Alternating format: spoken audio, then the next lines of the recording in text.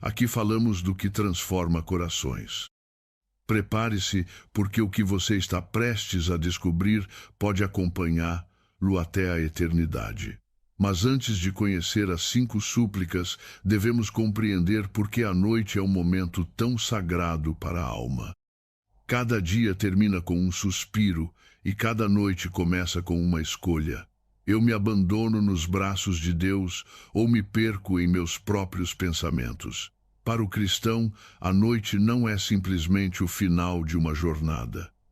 É uma porta espiritual, uma antessala do juízo particular que viveremos algum dia, um momento em que a alma, despida de máscaras e atividades, fica a sós com seu Criador. São João Crisóstomo dizia: a noite é tempo de silêncio e no silêncio fala Deus. Em meio à escuridão, tudo que parecia urgente durante o dia perde força. Os aplausos do mundo silenciam, as distrações se apagam e o único que permanece é o eco da sua consciência. Por que então este momento é tão propício para falar com Deus? Porque a noite revela quem realmente somos quando ninguém mais nos observa, quando o corpo descansa e a alma fica desperta. Deus se aproxima suavemente e sussurra: Filho meu, você me deixará entrar esta noite?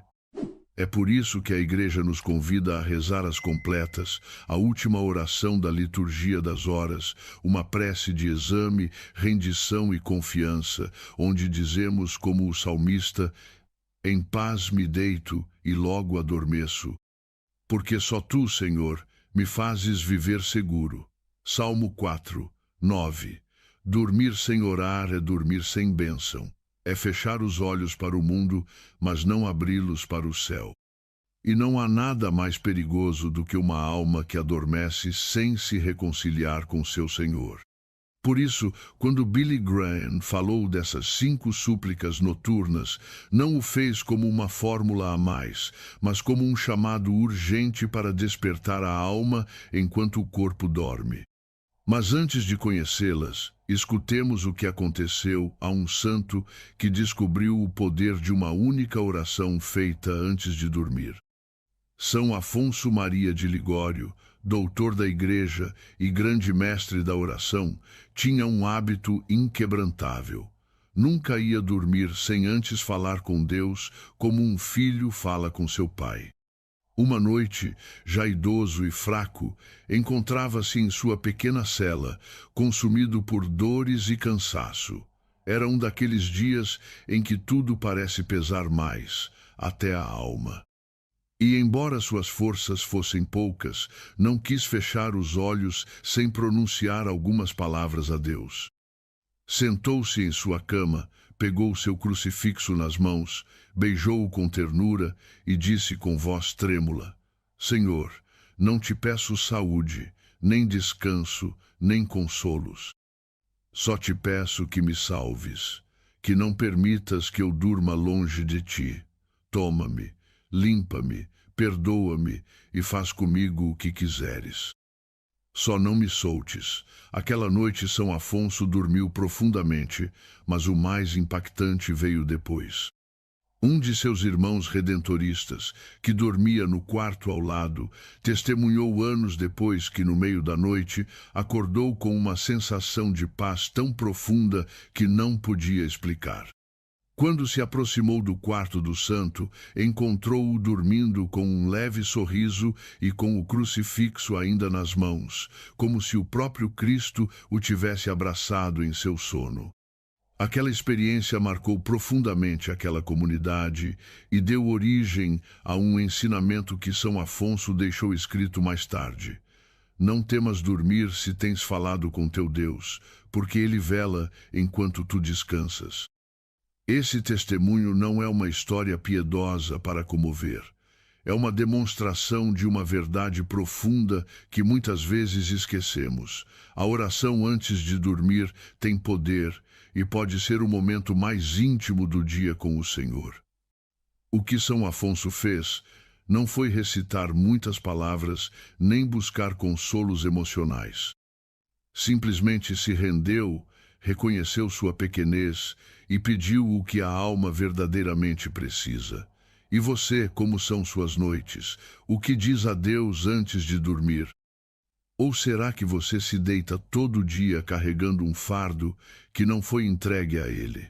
No próximo capítulo, vamos refletir sobre o que essa história nos ensina sobre nossa própria vida e descobriremos por que o que pedimos à noite define como despertaremos na alma. A história de São Afonso nos revela algo essencial. A oração noturna não é um simples ritual, é um espelho do coração. Quando você se aproxima de Deus antes de dormir, sem distrações, sem aparências, sem ruído, o faz a partir da sua parte mais autêntica, e o que pede naquele momento diz muito do que você carrega dentro. Se pede forças, é porque está cansado. Se pede consolo, é porque há feridas. Se pede perdão, é porque reconhece sua necessidade de misericórdia. Mas há algo ainda mais profundo. Pedir a Deus o correto transforma não só sua noite, mas sua vida. Muitos se deitam todos os dias pedindo que o amanhã seja melhor, mas não param para pedir o que pode fazer sua alma melhor. A noite é o momento perfeito para fazer um ato de abandono. Como dizia Santa Teresa de Jesus, nada te perturbe, nada te assuste. Quem tem Deus não carece de nada. E, no entanto, vivemos tão cheios de ansiedades, listas pendentes, reclamações não expressas, que ao chegar à noite a alma está inquieta, embora o corpo esteja exausto. A oração noturna, quando verdadeira, não é uma súplica desesperada, mas um ato de entrega confiante. É dizer a Deus, já fiz o que pude, agora entrego-te tudo. Por isso, as 5 súplicas que compartilharemos não são fórmulas automáticas, são caminhos de abertura, são chaves espirituais que Billy Graham iluminou como pontes para a bênção. Mas antes de revelá-las, é importante nos prepararmos interiormente, porque se você só ouvir as palavras, mas seu coração não se abrir, nada acontecerá. Este é o segredo que muitos esquecem. A bênção imediata que Deus dá nem sempre é visível no instante, mas sempre age na alma disposta. E essa disposição começa com uma pergunta sincera. Estou disposto a deixar que Deus entre na minha noite. Estou pronto para render o que me pesa, o que me fere, o que me impede de descansar. Porque se está, então cada súplica será como uma gota de luz na sua alma. E agora sim chegou o momento mais esperado. No próximo capítulo, revelaremos a primeira das 5 súplicas que Billy Graham nos convida a fazer antes de dormir. E acredite, é muito mais poderosa do que imagina. A primeira súplica revelada por Billy Graham, inspirada em séculos de sabedoria espiritual, é também uma das mais esquecidas em nossas noites agitadas. Uma súplica que, se dita com o coração aberto, abre as portas do verdadeiro descanso. Senhor, purifica minha alma esta noite. Muitos se preocupam em limpar o rosto, as mãos, o corpo antes de dormir. Mas, e a alma? Quando foi a última vez que você a lavou na misericórdia de Deus antes de fechar os olhos? Esta súplica é humilde, simples, mas profundamente transformadora. Não parte do orgulho nem da autossuficiência, mas da consciência de que somos barro que precisa ser lavado pelo amor divino. Santa Faustina Kowalska, apóstola da Divina Misericórdia, escrevia em seu diário: quanto mais reconheço minha miséria, mais se derrama sobre mim a misericórdia de Deus. Dizer ao Senhor: Bidos elibroseis, miseribrosedes, alisa prasoros elizer ao Senhor, vidos misericórdia, bidos e dozes erios. Purifica minha alma esta noite. É abrir a porta ao seu amor curador. É permitir que o Espírito Santo entre e atue como um fogo suave que queima a impureza, o orgulho, a dureza do coração. E não se trata apenas de pecados graves. Trata-se também desses pensamentos que sujam a mente, dessas palavras que ferem sem que percebamos, dessas atitudes egoístas que mancham nossa relação com Deus e com os outros. Esta súplica tem um efeito imediato, porque quando é pronunciada com sinceridade, a alma se dispõe ao perdão. E Deus, que não se deixa vencer em generosidade, responde como um pai que abraça seu filho que volta do caminho. Embora seus pecados sejam como escarlate, ficarão brancos como a neve. Isaías 1:18.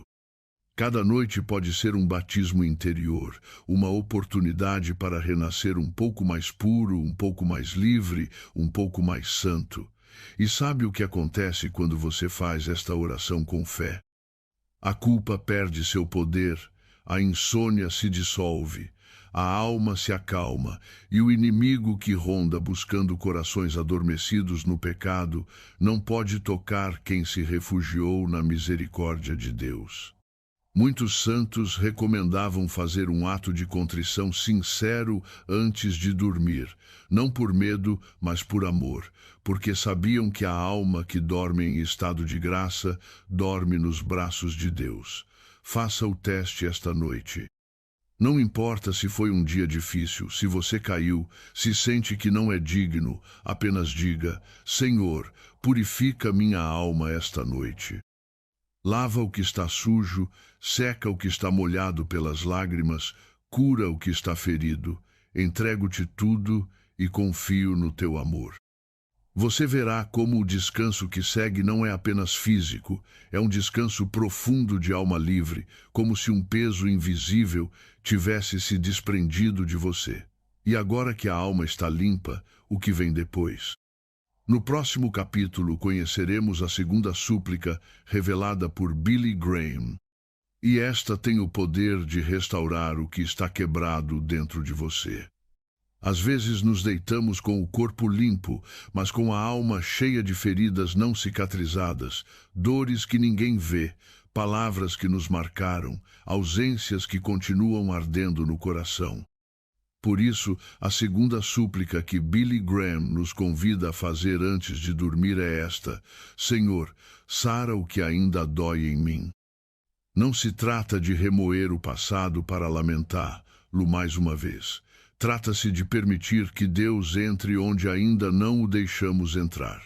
Há feridas que não cicatrizam simplesmente com o passar do tempo. Cicatrizam quando as colocamos uma e outra vez no coração de Cristo. Você já percebeu como muitas vezes escondemos nossos sofrimentos até de Deus?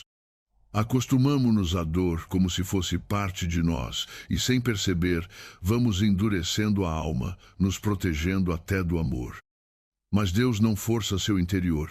Ele toca suavemente, espera, e quando você diz, Senhor, sara o que dói, Ele entra.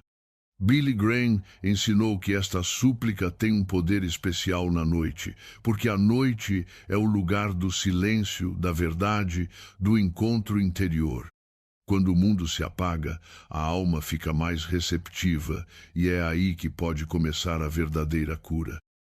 São João Paulo II dizia: o sofrimento humano alcança sua plenitude interior quando se torna participação do amor redentor de Cristo. E como participar desse amor redentor?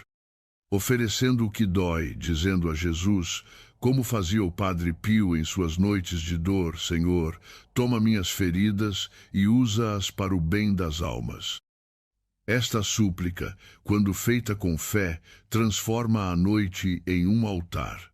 Sua cama se torna um lugar sagrado. Seu choro, uma oferenda, seu silêncio, uma oração sem palavras. E então, algo começa a mudar.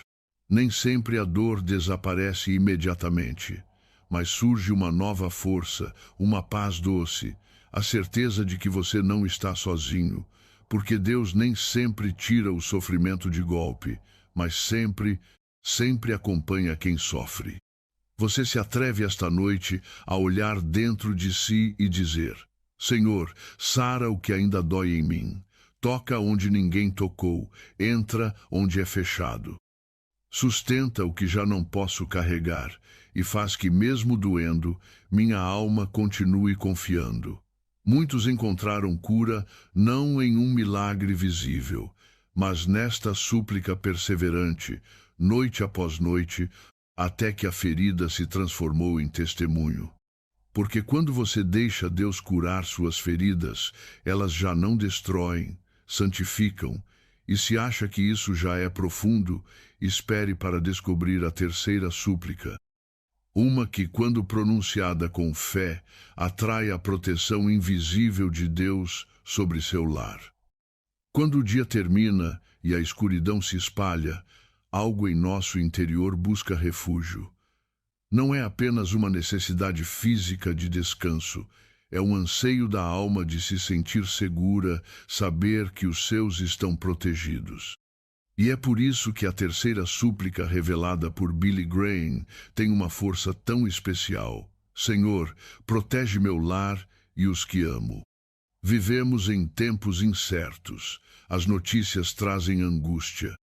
A sociedade está cheia de barulho e muitas vezes nossas casas, que deveriam ser ninhos de paz, tornam-se lugares de tensão, de silêncios duros, de feridas não ditas. Por isso, ao terminar o dia, elevar esta oração ao céu é um ato de amor profundo e de fé valente. Não se trata só de pedir segurança física, embora também. Trata-se de pedir a Deus que sua presença real e viva habite entre nossas paredes, que o lar se transforme em um santuário, que a graça desça sobre cada quarto, cada pessoa, cada silêncio. A Bíblia nos lembra constantemente como Deus protege os que o invocam. No Salmo 91 lemos: Aquele que habita no esconderijo do Altíssimo, à sombra do Onipotente descansará. Ele te livrará do laço do passarinheiro, e essa promessa segue viva. Cada vez que um pai, uma mãe, um esposo, uma avó se ajoelha e diz com fé: Senhor, protege minha casa. O céu escuta, os anjos se põem em guarda e uma barreira invisível de luz se levanta contra o mal. São Bento sabia disso, por isso abençoava lares, colocava cruzes, orava pelas famílias. Ele entendia que o lar é campo de batalha espiritual e também refúgio de Deus. Billy Graham ensinou que o coração da família é o lugar onde Deus quer reinar e que toda noite deveria terminar com esta súplica de proteção, como quem entrega as chaves da casa ao melhor guardião, o Senhor. Talvez você não tenha o poder de mudar os problemas que vivem seus entes queridos, mas tem o poder de interceder. Sua oração é uma lâmpada acesa na janela da alma. É um escudo invisível que abraça os que você ama, estejam perto ou longe. E se seu lar é lugar de luta, frieza, até indiferença a Deus, esta súplica é ainda mais poderosa, porque abre fissuras nos muros do egoísmo e deixa entrar a luz. Faça esta súplica esta noite. Senhor, protege meu lar, que tua paz reine aqui, que nenhum espírito de discórdia, medo ou escuridão tenha lugar neste lugar. Cerca com tua presença cada pessoa que dorme sob este teto e alcança com tua misericórdia os que amo, mesmo que estejam longe. Deus escuta, Deus age. E enquanto você dorme, Ele vela por você e pelos seus.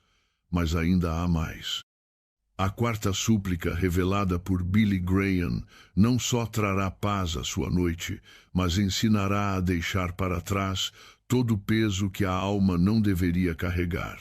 No próximo capítulo você aprenderá a soltar e confiar. Há noites em que o corpo está cansado, mas a mente não para. Deitamos com a alma cheia de pensamentos, coisas que deram errado, palavras não ditas, decisões que não sabemos como tomar. E o mais pesado nem sempre é o que vivemos, mas o que não podemos mudar.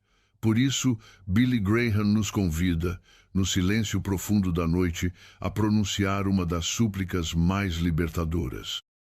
Senhor, ajuda-me a soltar o que não posso controlar.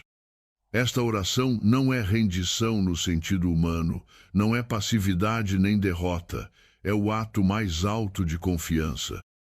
É dizer a Deus: Tu sabes mais, Tu vês mais, Tu podes mais. Quantas vezes carregamos culpas que Deus já nos perdoou?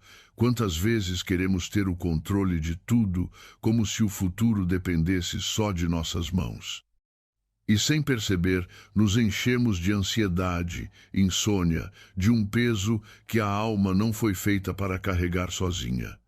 Santa Teresa de Jesus dizia: nada te perturbe, nada te assuste, tudo passa. Deus não muda, a paciência tudo alcança. Mas paciência não significa resignação amarga, significa confiança ativa, a certeza de que mesmo quando não entendemos, Deus está agindo. Billy Graham ensina que soltar não é fugir, é orar, confiar e descansar.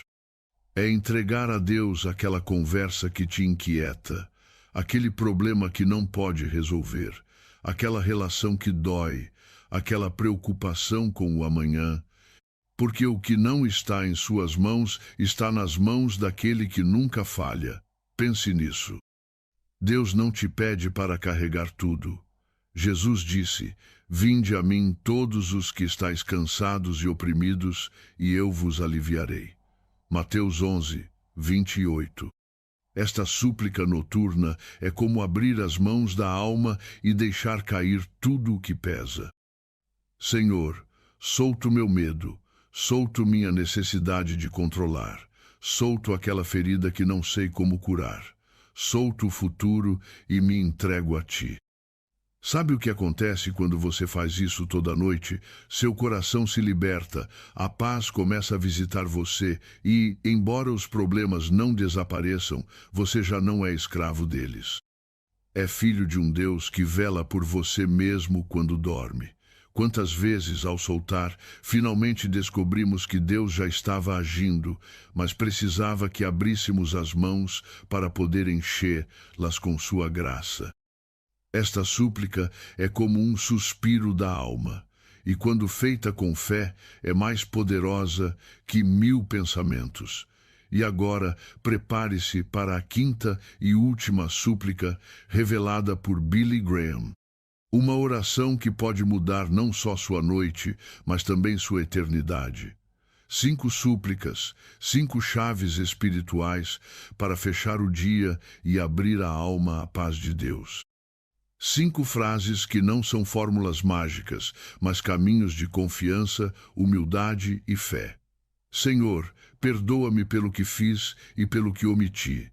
Senhor, fica comigo esta noite. Senhor, protege meu lar e os que amo.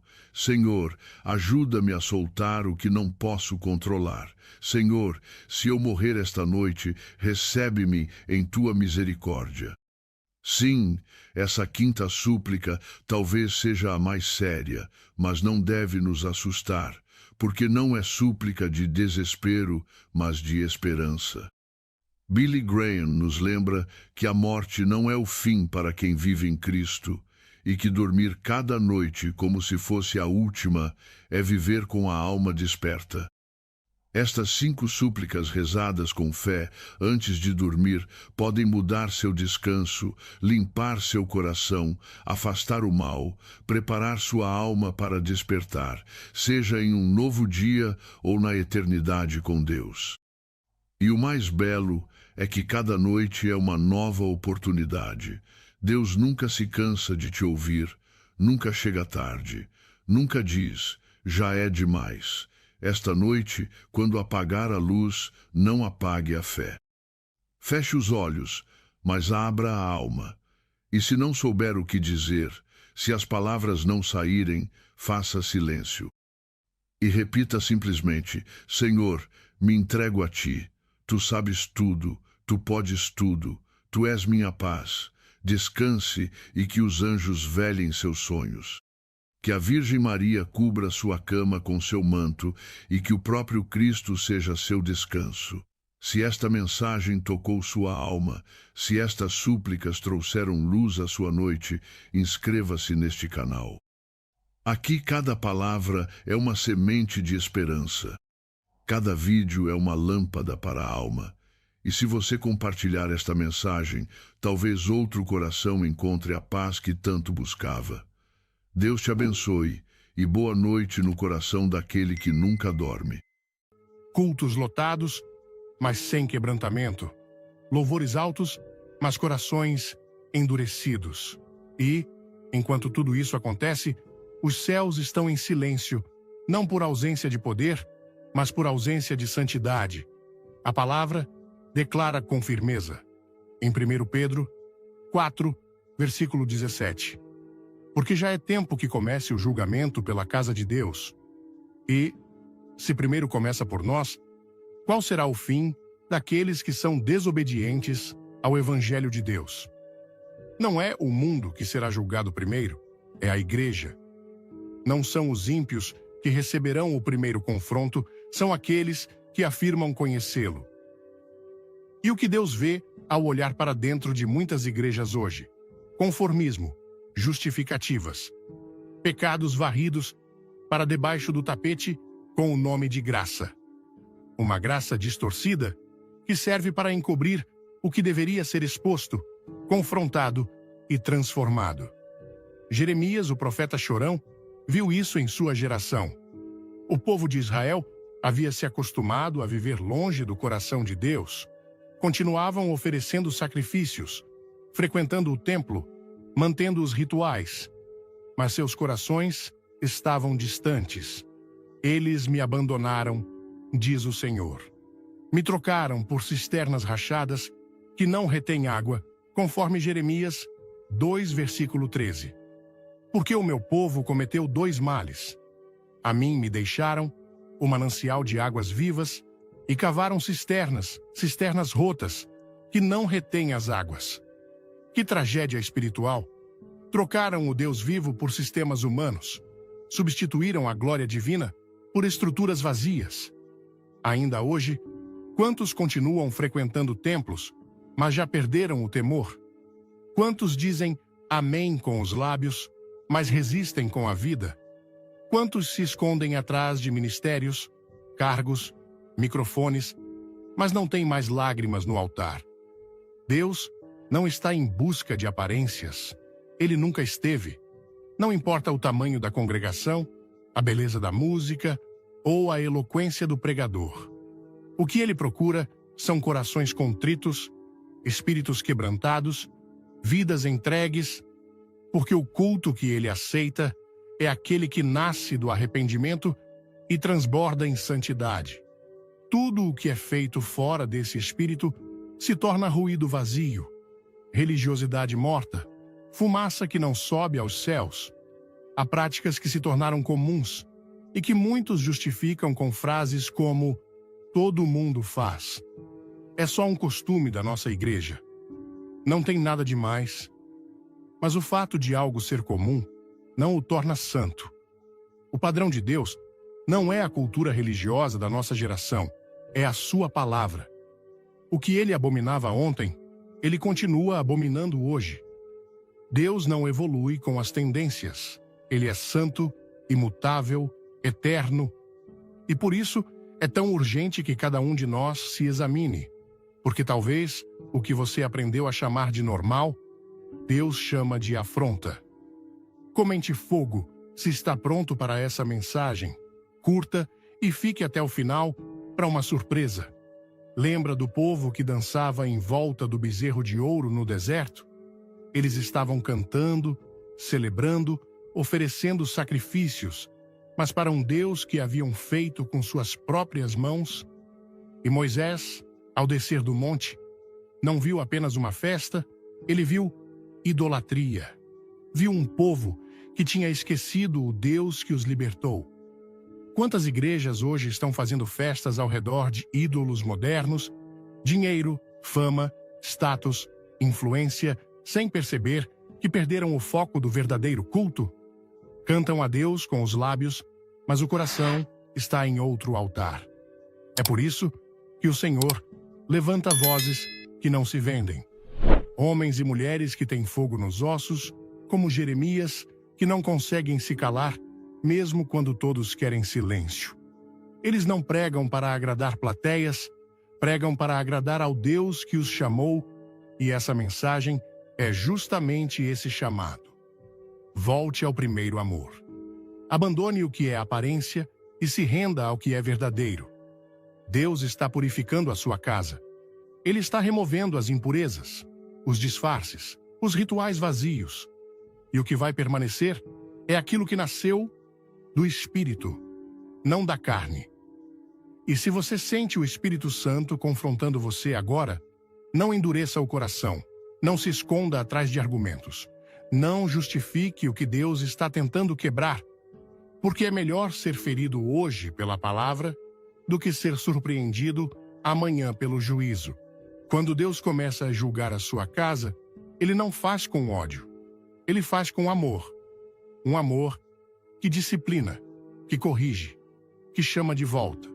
Porque Ele não quer apenas frequentadores de igreja, Ele quer filhos transformados.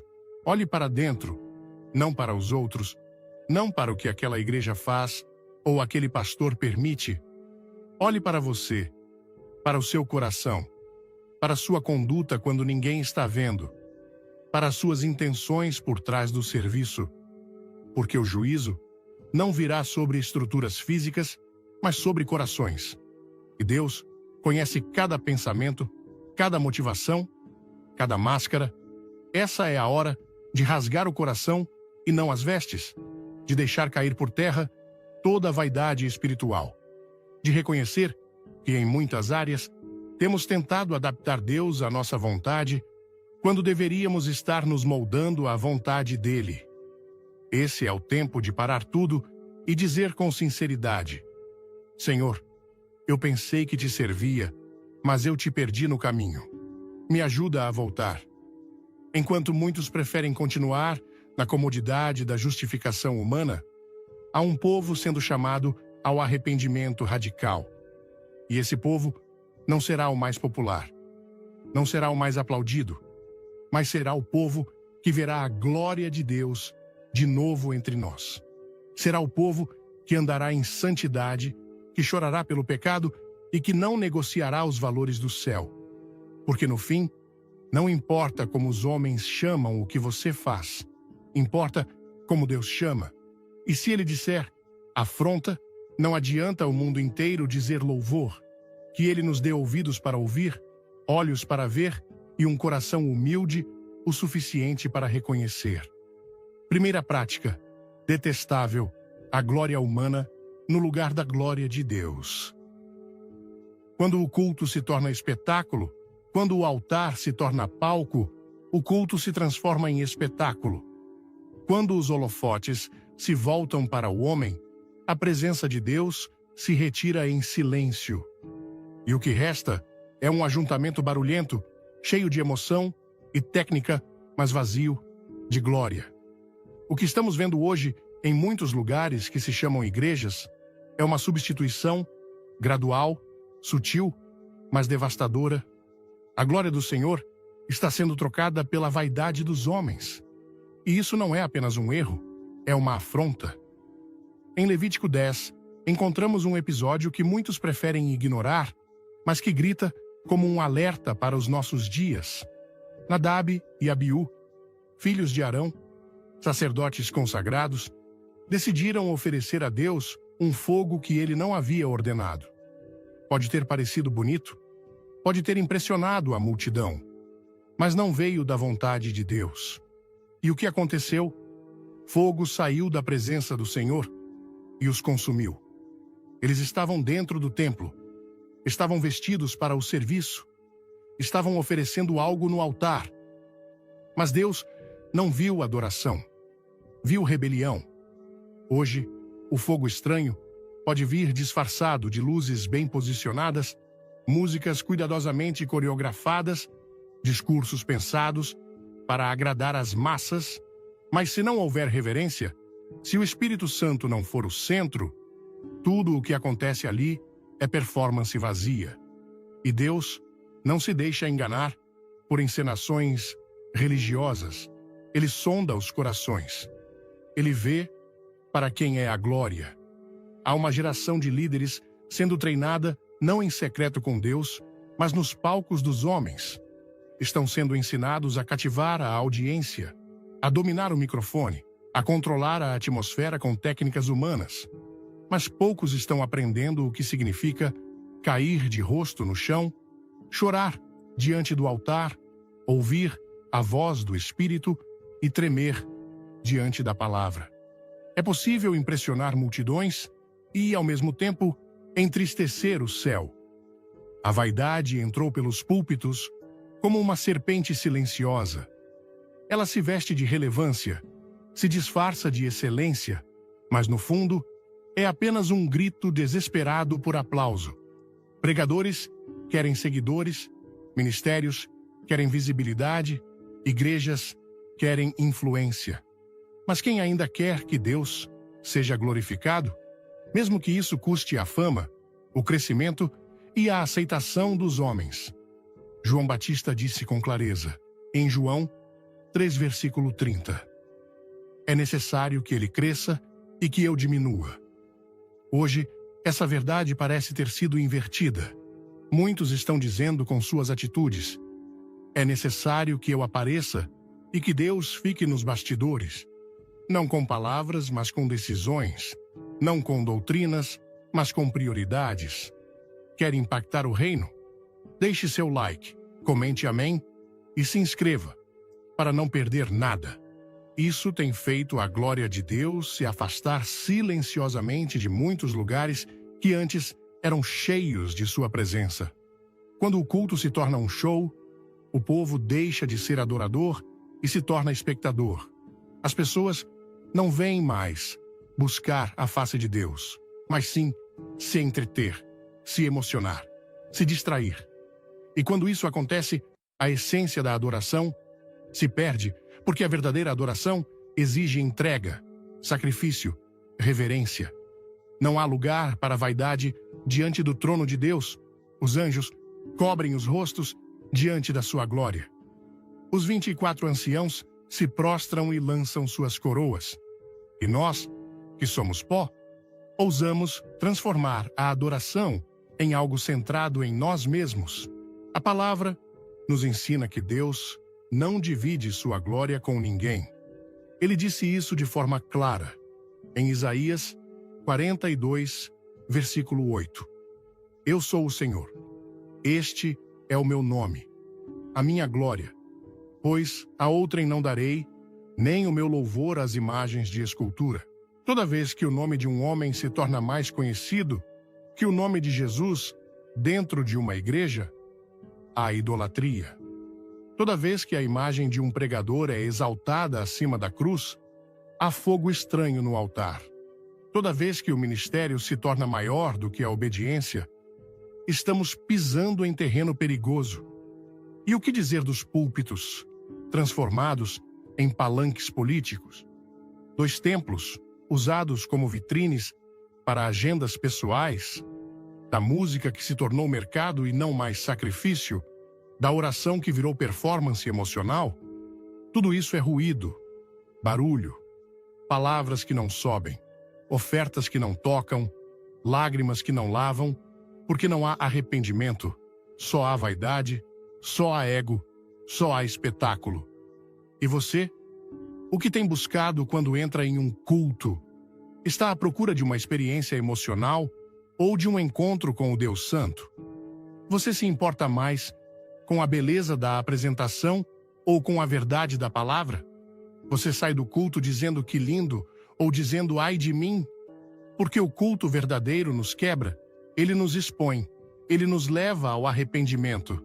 Ele não massageia o ego, ele o crucifica. Deus está chamando seu povo de volta ao altar da humildade. Aquele lugar onde o homem desaparece e só Deus é visto. Aquele ambiente onde o Espírito Santo tem liberdade para agir, ainda que isso desconstrua todas as nossas estratégias. Onde o tempo não importa, a liturgia não engessa, o público não comanda, só a presença dele guia tudo. Esse é o lugar onde o céu se inclina, onde a glória volta a se manifestar. O problema não é a excelência. Deus é digno do nosso melhor. Mas quando a excelência se torna mais importante que a presença, há contaminação.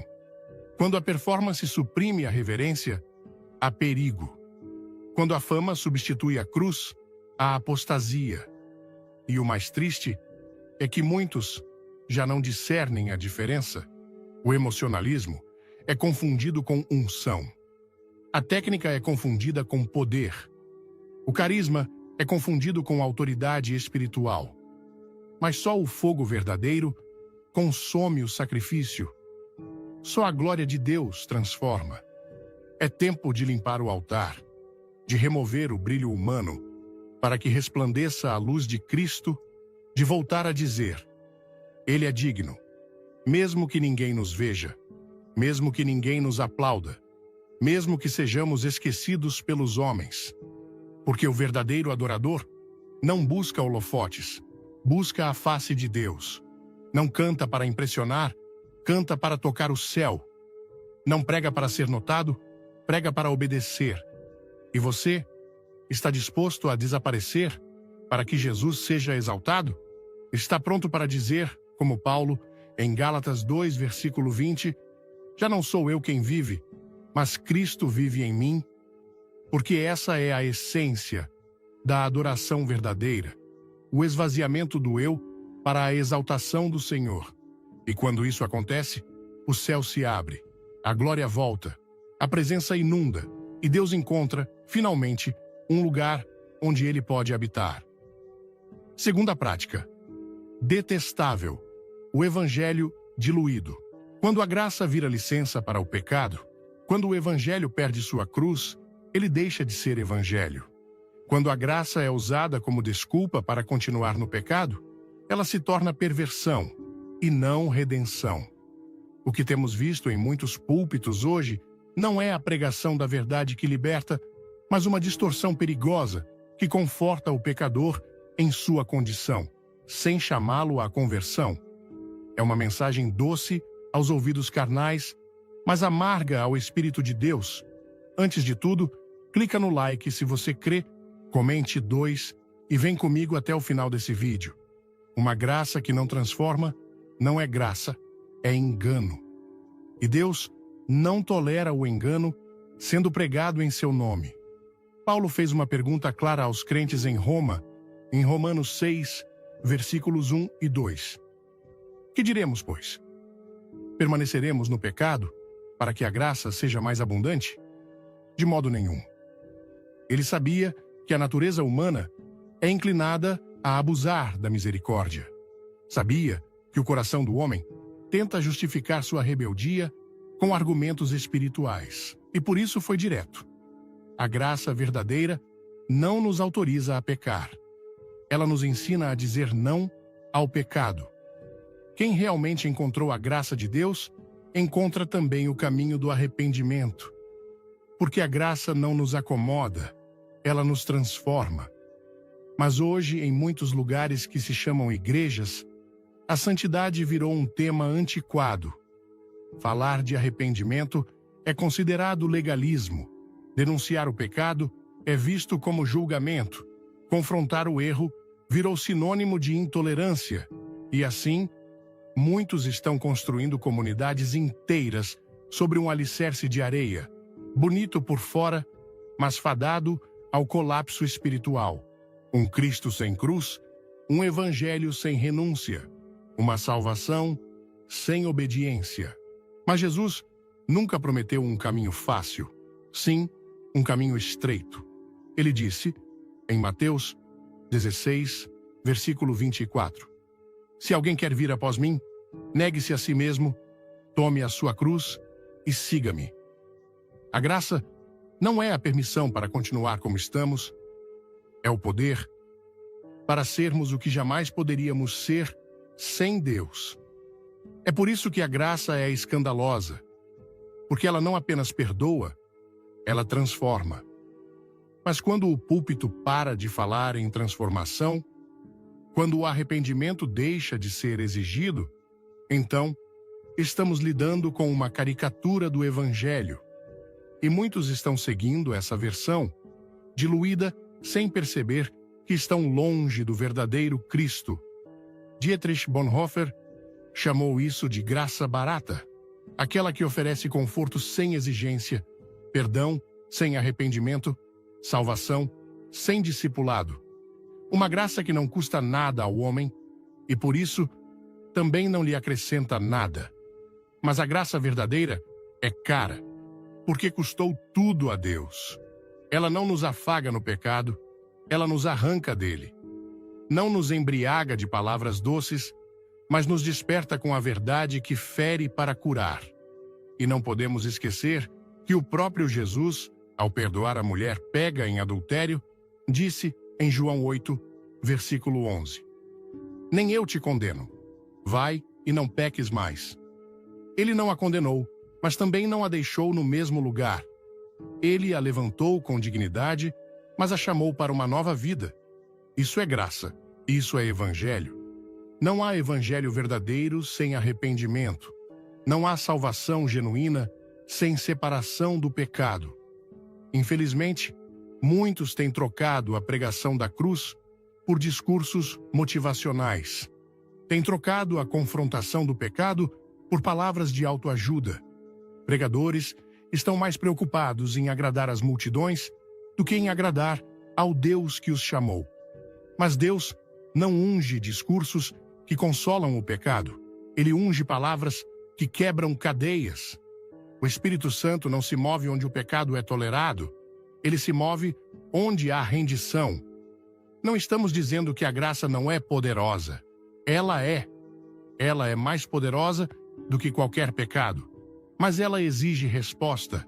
A graça é uma porta aberta, não um tapete onde se pisa com desprezo. É um convite à vida, não uma licença para viver de qualquer maneira. Por isso, quando ouvimos pregações que apenas dizem Deus te aceita como você é, precisamos lembrar que isso é apenas metade da verdade. Deus nos aceita como estamos, sim, mas Ele nos ama demais para nos deixar como estamos. Ele exige mudança, Ele deseja santidade, Ele requer arrependimento.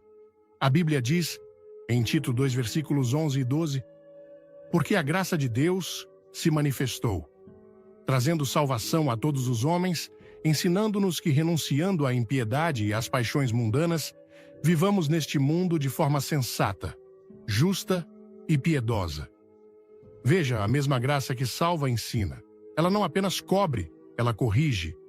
Não apenas acolhe, mas direciona. E, se a sua ideia de graça não inclui renúncia, então você não entendeu a graça. Você conheceu apenas uma sombra dela, não sua essência. O que mais assusta é que essa distorção está formando crentes superficiais, sem raiz, sem firmeza, que confundem emoção com fé e que estão sempre em busca de bênçãos, mas jamais dispostos a obedecer. Pessoas que conhecem o nome de Jesus, mas não o caráter de Jesus, que frequentam igrejas, mas não conhecem a santidade, que dizem Senhor, Senhor, mas vivem como se fossem donos da própria vida. E Jesus já nos alertou em Mateus 7, versículo 21, nem todo o que me diz Senhor, Senhor entrará no reino dos céus, mas aquele que faz a vontade de meu Pai, que está nos céus. Vamos juntos? Curta, comente, Deus é fiel. E se inscreva para um final que vai te chocar. Se o evangelho que você tem ouvido não te leva ao arrependimento, fuja dele. Se a mensagem que está sendo pregada não te confronta, mas apenas te conforta em meio ao pecado, essa mensagem não vem de Deus. O evangelho verdadeiro nos chama a morrer para nós mesmos, a deixar o velho homem, a andar em novidade de vida. E isso não é fácil, nunca foi, mas é o único caminho que leva à vida eterna. O Espírito Santo está buscando corações que se deixam quebrar, que não querem apenas uma vida leve, mas uma vida santa, que não desejam apenas bênçãos, mas pureza, que entendem que a graça é poderosa demais para ser banalizada. Porque quando você compreende o preço que foi pago na cruz, não dá mais para viver como se o pecado não importasse. Quando você vê o sangue de Cristo derramado por amor, não dá mais para brincar com aquilo que ele veio destruir. É tempo de restaurar a verdade, de voltar à cruz, de proclamar um evangelho que salva, sim, mas que também purifica. Um evangelho que perdoa, sim, mas que também transforma. Um evangelho que enche de amor, mas que exige renúncia. Porque a graça de Deus é mais que um escape. Ela é um chamado à santidade, e quem a recebe de verdade jamais será o mesmo. Terceira prática detestável: o amor ao dinheiro dentro da casa de Deus. A mesa dos cambistas ainda está de pé. Há algo profundamente ofensivo acontecendo diante dos olhos de Deus, e muitos estão aplaudindo como se fosse bênção. A ganância, antes condenada, agora é disfarçada de fé. O comércio, que deveria ficar do lado de fora do templo, foi trazido para o centro do altar. E aquilo que deveria ser sagrado hoje é usado como instrumento de lucro. A casa de Deus, construída para ser um lugar de adoração, virou um mercado espiritual. Jesus não suportou ver isso no seu tempo, e ele continua não suportando hoje. A palavra é clara. Em Mateus 21, versículos 12 e 13. E entrou Jesus no templo de Deus, e expulsou todos os que vendiam e compravam no templo, e derrubou as mesas dos cambistas e as cadeiras dos que vendiam pombas. E disse-lhes: está escrito, a minha casa será chamada casa de oração, mas vós a tendes convertido em covil de ladrões. A indignação de Cristo foi santa, violenta e justa. Ele não negociou com os cambistas, ele não dialogou, ele virou as mesas.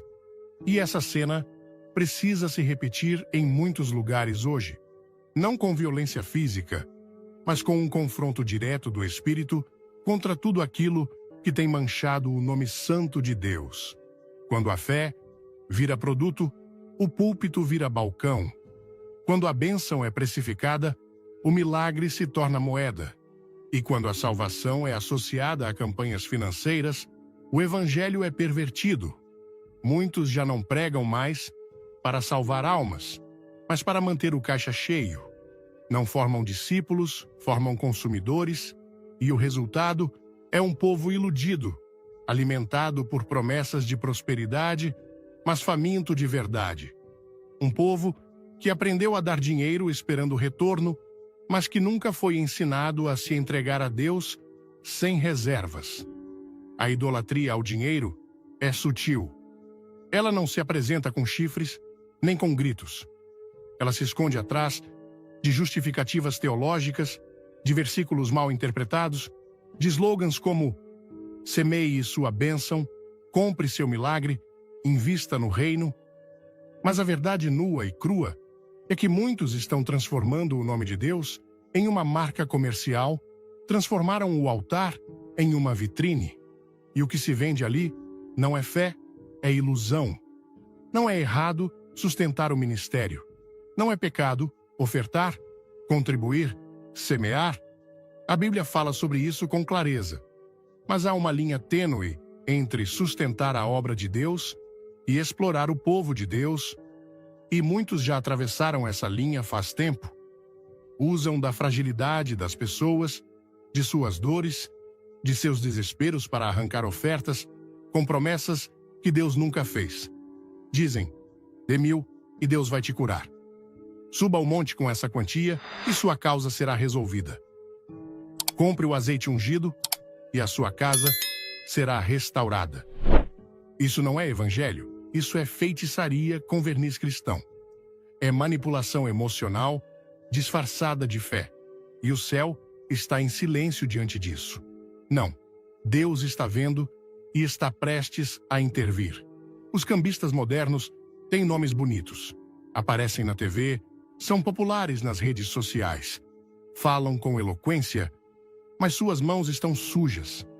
Sujas do dinheiro das viúvas, das lágrimas dos desesperados, da fé de quem só queria um milagre. O mesmo Jesus que virou as mesas no Templo de Jerusalém, hoje quer virar as estruturas que se levantaram contra a santidade do seu nome, porque ele não divide sua casa com o espírito de Mamon. Ele não compartilha o altar com ídolos de ouro. Ele não aceita ser invocado por corações movidos por lucro. E quem se cala diante disso se torna cúmplice. Quem vê e finge não ver, participa. Quem ouve e não denuncia, compactua. É hora de levantar a voz, de chamar pelo nome, de dizer, e isso não é de Deus. Porque o silêncio da igreja fortalece o império dos enganadores. A omissão dos justos dá palco aos que distorcem a verdade. Enquanto muitos permanecem em silêncio por medo de escândalo, a verdadeira vergonha continua sendo praticada diante dos olhos de Deus. A ganância travestida de espiritualidade é uma das armas mais perigosas do inimigo, porque ela se disfarça de bênção. Ela se alimenta do aplauso das multidões, mas no fundo é traição. Traição à cruz, traição ao evangelho, traição à verdade. E quem se rende a esse sistema precisa se arrepender, precisa abandonar os lucros ilícitos, precisa voltar à simplicidade do evangelho, porque Deus não está interessado em igrejas ricas. Ele está interessado em igrejas puras. Ele não quer catedrais impressionantes. Ele quer corações quebrantados. Ele não precisa de ouro. Precisa de obediência. A palavra nos mostra um exemplo severo, Simão, o mágico. Ele viu os apóstolos impondo as mãos e o Espírito Santo sendo derramado. E o que ele fez? Ofereceu dinheiro, quis comprar o poder de Deus. E Pedro não teve pena. Disse em Atos 8, versículo 20, o teu dinheiro seja contigo para a perdição, pois cuidaste que o dom de Deus se alcança por dinheiro. A repreensão foi dura, mas justa, porque a unção não está à venda. O favor de Deus não se negocia. A presença de Deus não se compra com ofertas, se conquista com rendição. É tempo de purificação. É tempo de virar as mesas, de limpar os altares, de remover os ídolos, de rejeitar toda a tentativa de transformar o sagrado em mercadoria.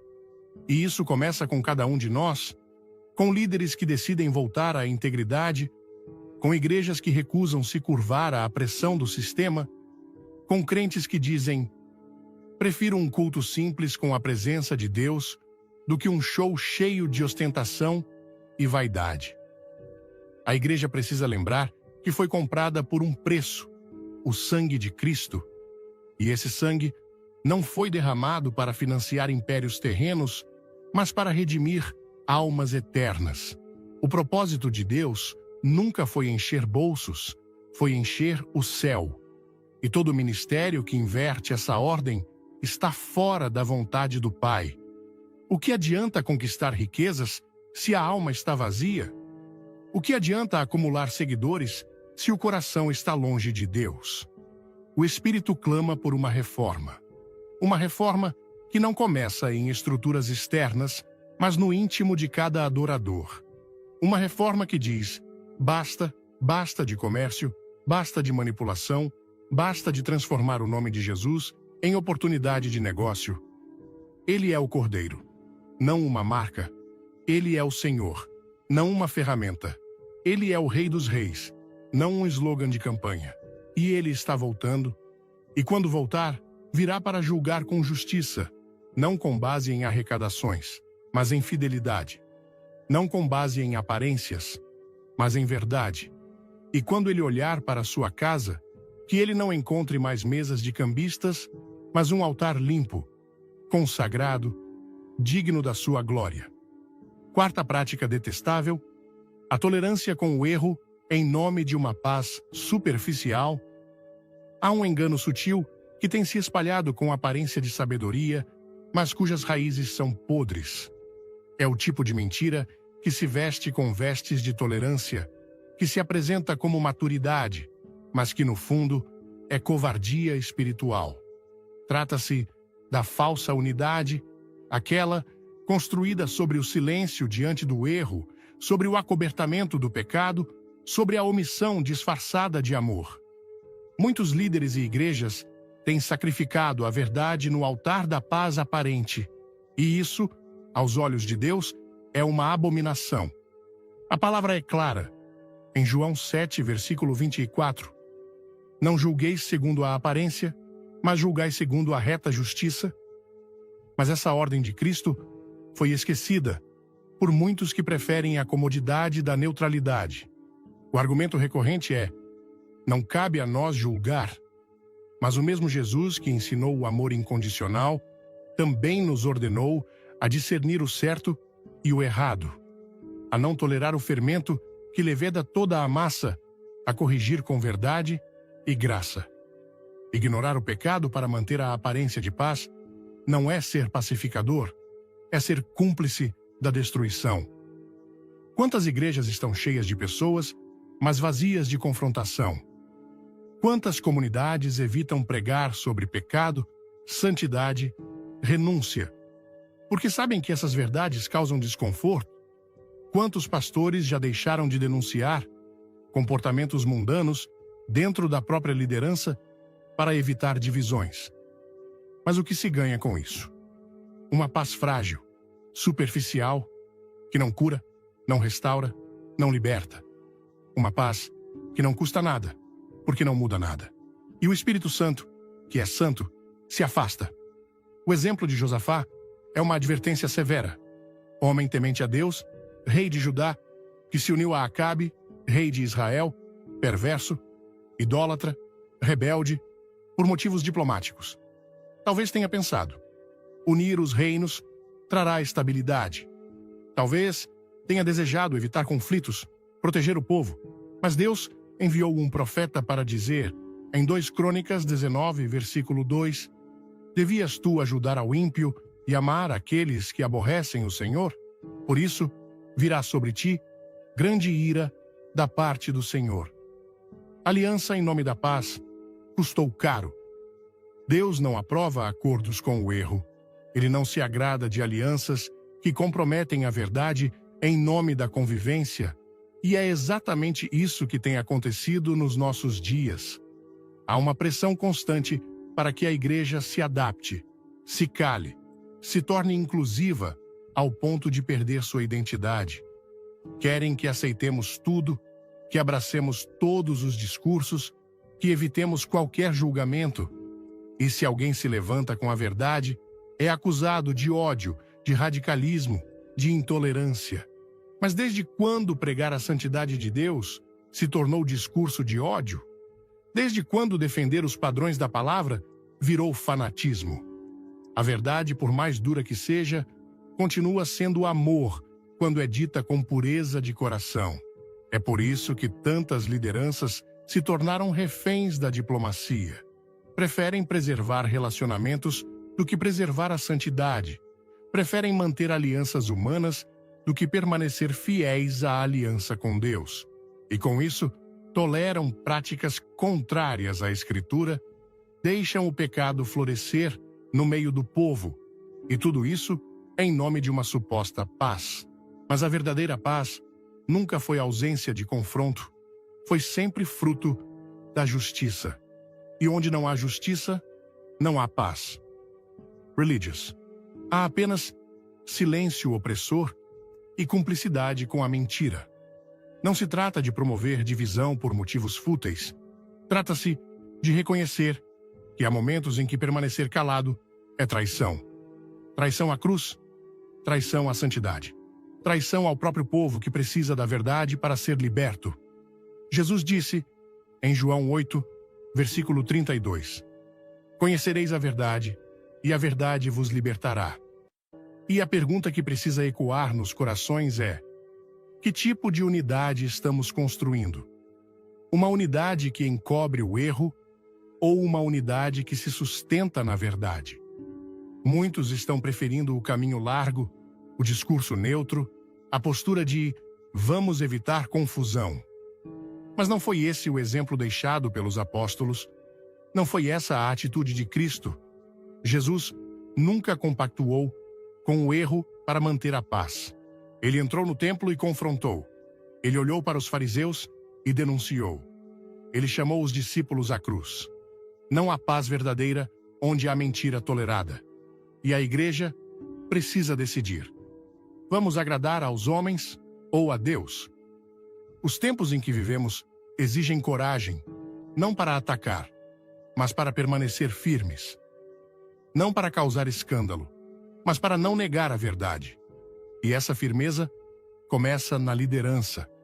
Pastores que têm medo de perder membros, medo de desagradar financiadores, medo de causar polêmicas, acabam abrindo mão da missão profética que receberam. Não foram chamados para administrar popularidade.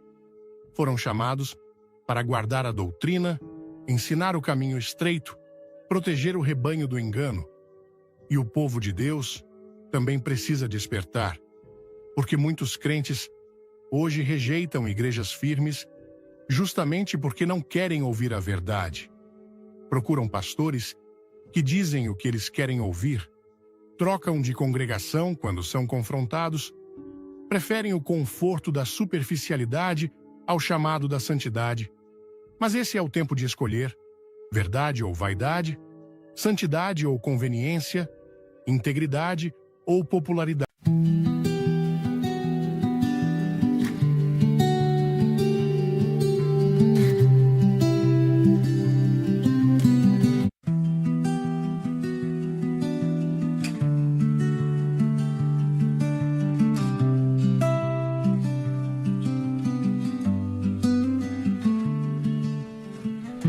I walk the paths where no one goes, through fading light and whispering crows. No map in hand, no end in sight, just endless dusk and fading light.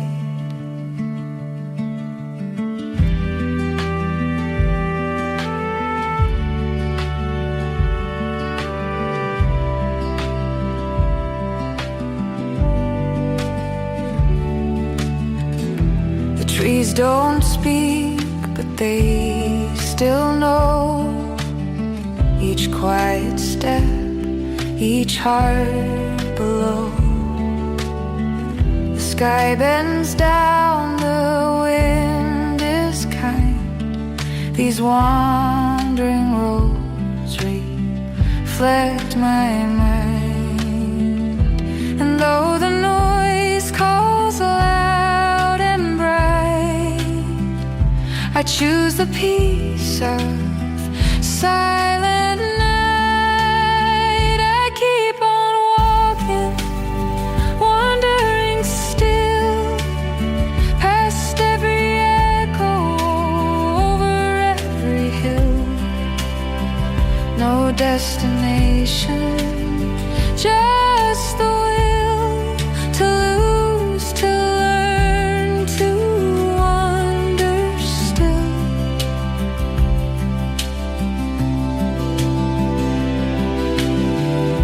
I've seen the world through crowded days, but never heard what silence says. Now every stone beneath my feet tells stories no one else repeats. The further out, the more I feel that quiet's where I start to heal. I keep on walking, wandering still, past every echo, over every hill. No destination,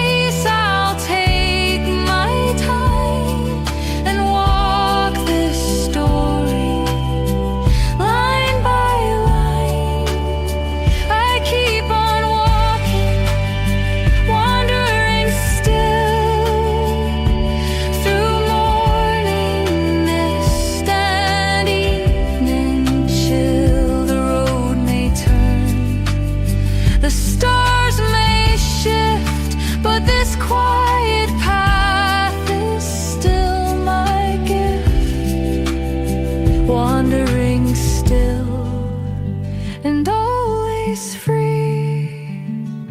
The road ahead belongs to me.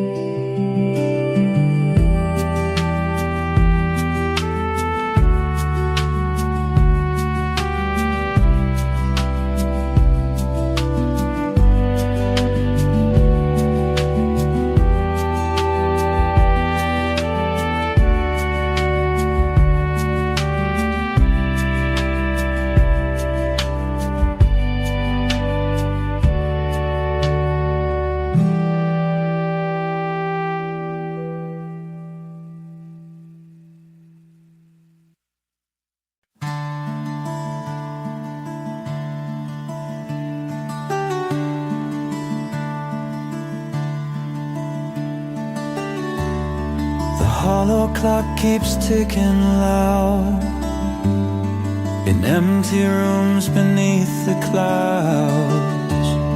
Its hands don't move, but time flows still. A silent pulse beneath the hill. Whispers float from unseen gears. Stories told through fragile years. I chase the sound that never came, a melody without a name. The echo bends, it twists and fades. A phantom song in twilight shades. Echoes of the hollow clock ringing through the ancient rock. Time dissolves in shadowed streams, caught between forgotten dreams. Every second lost it mocks the ticking of the hollow clock.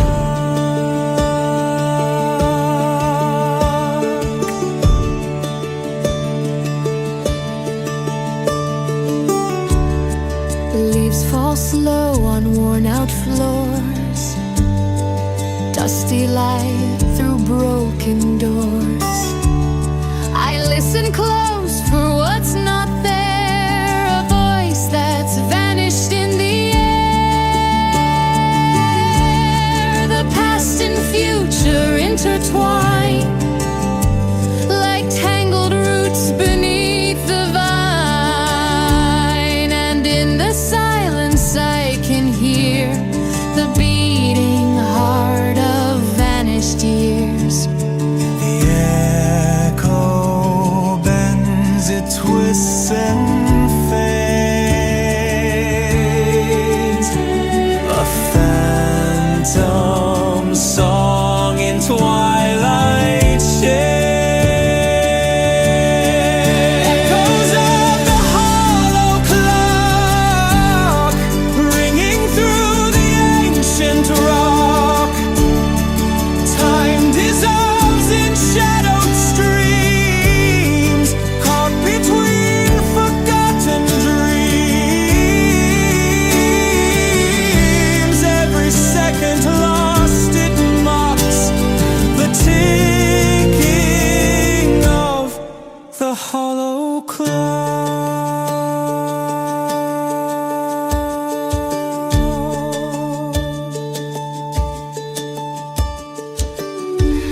No hands to guide, no face to see, just endless time's anomaly.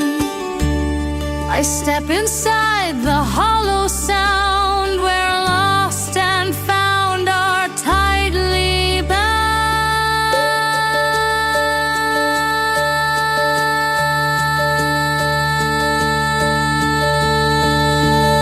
Echoes of the hollow clock, still they call me from the block. Through the ages, soft and slow, we're all forgotten.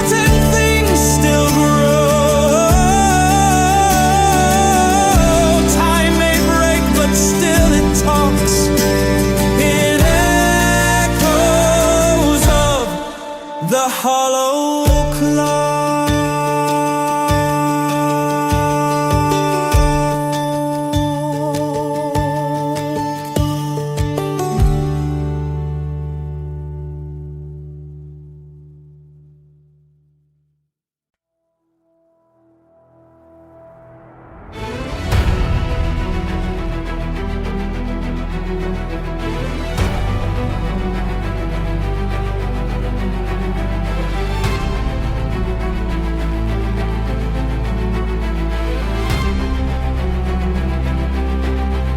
Ashes bloom where cities slept, neon veins where dreams were kept. We built the stars, forgot the sky. Now we live but don't know why. Every echo, every scar carries who we really are. We are the ghosts of tomorrow, breathing through the wires of sorrow. Shadows made of human code, hearts still beating down the road. We're the last to feel the fire. Ghosts of tomorrow, born from desire.